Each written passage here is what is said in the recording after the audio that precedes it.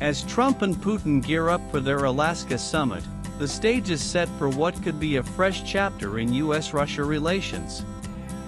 The high-profile meeting is scheduled to take place at Elmendorf Air Force Base.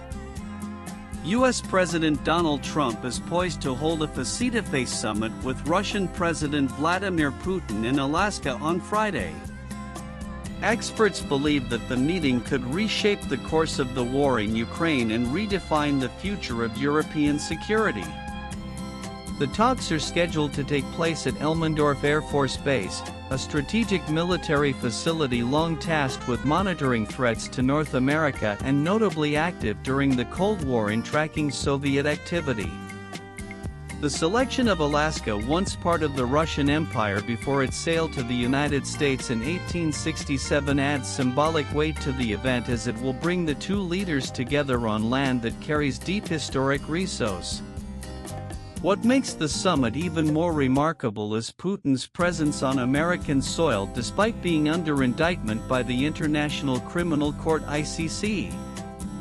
This will mark the first time he has set foot in a Western nation since Russia launched its invasion of Ukraine in February 2022. As the much-anticipated meeting is set to take place in Alaska, many are pausing to reflect on the extraordinary historical irony of this high-stakes diplomacy and at a place that once belonged to Russia. Why, then, did Russia decide to sell Alaska to the United States in 1867, and how is this legacy shaping today's geopolitical theater? Back in the mid-19th century, Russia was an imperial power with vast territory but limited resources to govern its far-flung lands.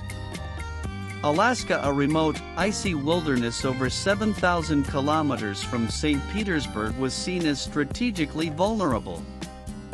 The Russian Empire had just suffered a crippling defeat in the Crimean War against Britain and feared losing Alaska without compensation should another conflict break out. At the same time, the territory had become an economic burden. The once profitable fur trade was declining and there were no obvious natural riches. Gold and oil would only be discovered decades later. Russia's leaders concluded that selling the territory made more sense than trying to defend or develop it. Meanwhile, America was rapidly expanding westward under the doctrine of manifest destiny. The then U.S. Secretary of State William H. Seward was a fierce advocate for purchasing Alaska, envisioning its potential as a gateway to the Pacific. In 1867, the United States agreed to buy the territory for $7.2 million, about 2 cents an acre, in what critics derided as Seward's folly. Yet history proved him right. Gold, oil, and natural gas transformed Alaska into a strategic and economic powerhouse. During the Cold War, it became a frontline listening post between the U.S. and the Soviet Union, with only the Bering Strait separating them by 55 miles at their closest point. Today, that Cold War chessboard is once again in focus as Donald Trump and Vladimir Putin prepare to meet in Alaska.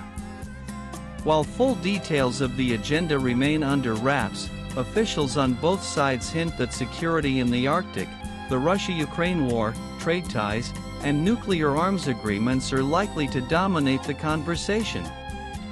The choice of venue is no coincidence. Strategists say hosting the talks in Alaska is a symbolic message. America is welcoming Russia to a land it once owned, signaling openness to dialogue while reinforcing U.S. control over this critical region.